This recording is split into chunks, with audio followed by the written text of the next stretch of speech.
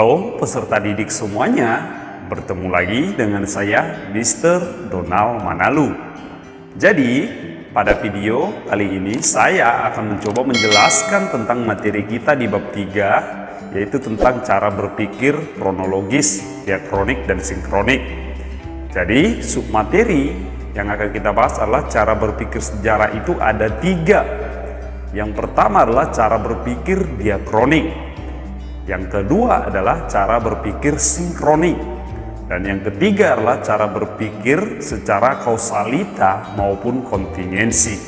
Jadi supaya Anda lebih paham tentang materi cara berpikir sejarah ini, kamu simak baik-baik penjelasan video berikut ini. Konsep berpikir kronologis, sinkronik, ruang dan waktu dalam sejarah, materi di bab 3 sejarah peminatan kelas 10. Dalam konsep berpikir dalam sejarah itu terbagi atas 3. Yang pertama adalah cara berpikir, yang kedua adalah periodisasi, yang ketiga adalah interpretasi dalam sejarah. Kadang kita bertanya, apa yang dimaksud dengan berpikir? Misalnya, ketika ada anak kecil di sekitaran kita bertanya terhadap kamu. Pertanyaan-pertanyaan itu bisa berupa, mengapa matahari terang? Mengapa pesawat bisa terbang? Mengapa mobil bisa berjalan? Dan masih banyak pertanyaan lainnya. Tentu, untuk menjawab pertanyaan daripada anak tersebut, kamu harus menggunakan yang namanya pikiran dengan menggunakan logika. Jadi, berpikir adalah suatu proses otak di mana otak itu mengolah ataupun menerjemahkan informasi ataupun stimulus yang masuk melalui yang namanya sistem panca indera ke bagian otak sadar ataupun bawah sadar manusia. Inilah yang menghasilkan arti dan sejumlah konsep. Ini disampaikan oleh Johnson Alfonso. Sekarang kita akan membahas yang pertama adalah cara berpikir. Dalam sejarah banyak sekali contoh berpikir. Misalnya ketika kita melihat bangunan peninggalan sejarah yaitu Candi Borobudur. Tentu kita langsung bertanya, candi ini peninggalan kerajaan apa? Atau misalnya kapan dibangun, oleh siapa? Itu adalah pertanyaan-pertanyaan yang muncul seketika ataupun spontanitas. Jadi semisal Candi Borobudur ini merupakan peninggalan daripada kerajaan Mataram kuno. Tentu semua hal bisa dijawab dalam sejarah ketika bukti-buktinya sudah ditemukan.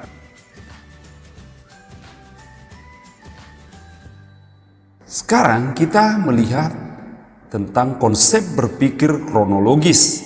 Tentu kata kronologi bukan hal yang asing bagi kita semua. Jadi apa yang dimaksud dengan kronologi?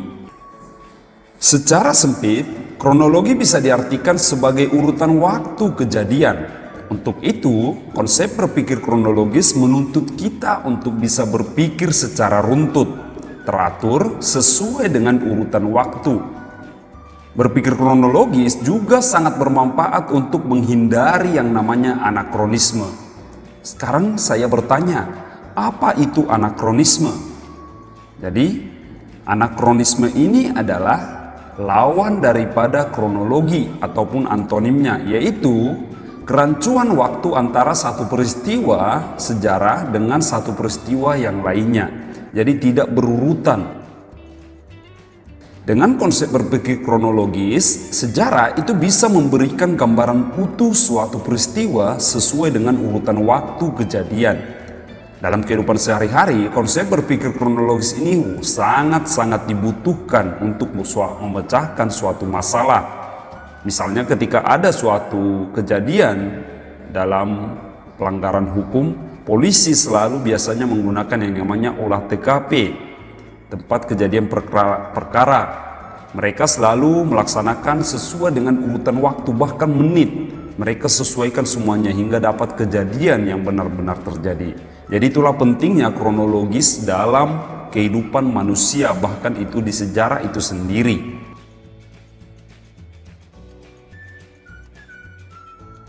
Sekarang kita lihat, yang pertama, berpikir sejarah itu adalah berpikir diakronik. Diakronik itu berasal dari kata diakronik. Di dalam bahasa Latin, dia berarti melalui ataupun melampaui, sedangkan kronikus berarti waktu.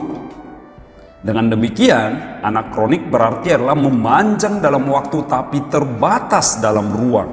Ingat, memanjang dalam waktu tapi terbatas di dalam ruang ataupun tempat.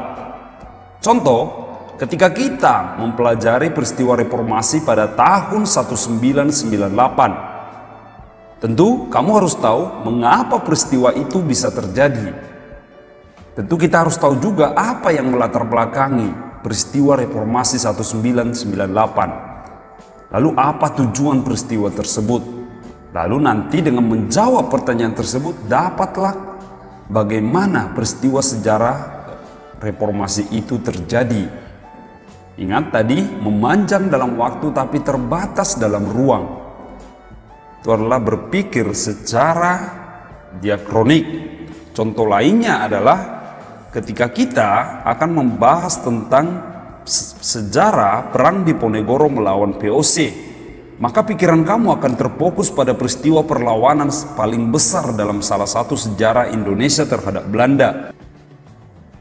Fokus dari pikiran kita terhadap peristiwa Diponegoro ini antara lain adalah perang Diponegoro dengan VOC yang berlangsung tahun 1825 sampai tahun 1830. Itu merupakan salah satu proses berpikir dalam mengkaji sejarah.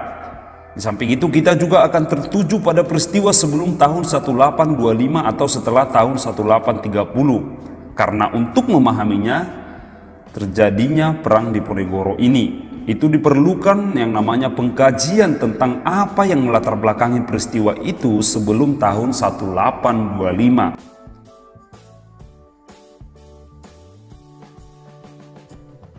Jadi, pola berpikir diakronik adalah mengkaji peristiwa sejarah, berarti berupaya melihat atau mengkaji suatu dari segi rentang waktu. Cara berpikir diakronik ini tentu berbeda dengan cara berpikir dalam sejarah lainnya. Karena ini ciri-ciri berpikir diakronik ada beberapa. Yang pertama adalah mengkaji dengan berlalunya masa lampau. Menitik beratkan pengkajian peristiwa pada sejarahnya. Bersifat historis atau komparatif. Selanjutnya adalah bersifat vertikal. Terdapat konsep perbandingan. Dan yang terakhir adalah cakupan kajiannya sangat luas atau lebih luas dibanding yang lain.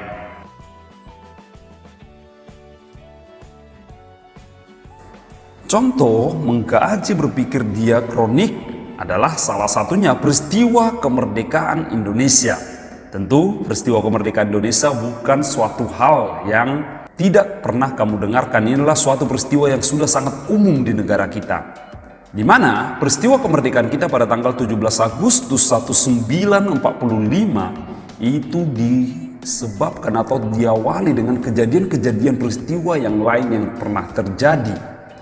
Di mana kejadian itu diawali dengan pada tanggal 6 Agustus 1945 Hiroshima itu dibom atom oleh sekutu. Sedangkan 9 Agustusnya 3 hari berselang Nagasaki dijatuhkan bom atom.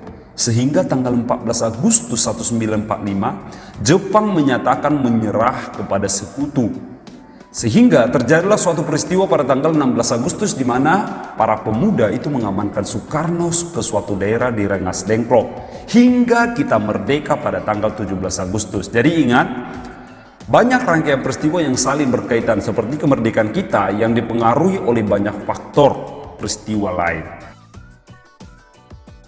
Sekarang kita akan membahas tentang berpikir yang kedua, yaitu berpikir sinkronik. Mungkin kamu sering mendengar kata sinkron. Sesuatu itu harus sinkron supaya nyambung. Berpikir sinkronik itu menekankan pada struktur di mana cara berpikirnya meluas dalam ruang tapi terbatas dalam waktu. Ini adalah kebalikan daripada diakronik tadi. Yang dimaksud meluas dalam ruang adalah pengkajiannya itu tidak terfokus pada satu objek atau peristiwa. Artinya di sini bisa jadi ada beberapa peristiwa sejarah yang bisa saling mempengaruhi. Jadi tidak hanya satu objek peristiwa, tetapi meluas pada objek lain yang berkaitan. Contohnya adalah ketika kamu ingin mengkaji sejarah proklamasi Indonesia, maka kamu akan fokus ada hari kemerdekaan di sekitaran tahun 1945. Karena tadi pengertiannya adalah meluas dalam ruang tapi terbatas dalam waktu. Ingat, tahun atau waktunya itu sangat terbatas, tapi ruangnya itu sangat-sangat luas. Contohnya proklamasi kemerdekaan kita itu terjadi, kita tahu, pada tanggal 17 Agustus 1945, bukan? Tentu, tapi ini berdampak luas bagi wilayah yang luas, yaitu Indonesia. Karena itulah kita menandakan bahwa kita telah lepas dari yang namanya penjajahan. Jadi sangat berdampak luas. Sama dengan yang lainnya, berpikir sinkronik juga memiliki ciri-ciri. Yang pertama adalah mengkaji pada masa tertentu. Yang kedua, menitik beratkan pengkajian pada struktur dan karakternya. Jadi fokusnya adalah pada struktur dan karakternya. Yang ketiga, bersifat horizontal. Yang keempat, tidak ada konsep yang namanya konsep perbandingan. Yang kelima adalah memiliki sistematik yang sangat tinggi. Dan yang terakhir adalah bersifat lebih serius dan lebih sulit. Jadi tingkat kesulitan dalam sinkronik itu jauh lebih sulit dibanding diakronik. Yang ketiga adalah berpikir kausalita dan kontingensi. Cara berpikir kausalita adalah berpikir dengan hukum sebab akibat, atau dengan cara memikirkan sebab akibat suatu peristiwa. Karena memang di dunia ini segala sesuatu itu mempunyai yang namanya sebab dan akibat. Cara berpikir kausalita ini menunjukkan pandangan bahwa sebuah kejadian itu diawali oleh sebab yang menimbulkan sebuah akibat. Jadi ada yang namanya sebab akibat. Sedangkan cara berpikir kontingensi itu secara sederhana diartikan sebagai cara berpikir bahwa sebuah kejadian itu terjadi oleh sebab yang beragam. Artinya tadi kalau kausalita itu berpikir sebab ada akibatnya, sedangkan berpikir kontingensi jika suatu peristiwa itu disebabkan oleh banyak sekali penyebab. Artinya tidak cuma satu sampelnya, tapi banyak sekali faktor. Sekarang kita berangkat ke contoh supaya kamu lebih paham. Yang pertama kita kaji adalah contoh kausalita adalah mengkaji tentang peristiwa Kongres Pemuda tanggal 28 Oktober 1928. Jika kita mengkaji ini dengan cara kausalita, tentu kita cari tahu dulu Kongres Pemuda tanggal 28 Oktober 1928 itu mengapa bisa terlaksana, atau apa penyebab Sumpah Pemuda dan dampaknya bagi pemuda itu atau bagi Indonesia saat ini.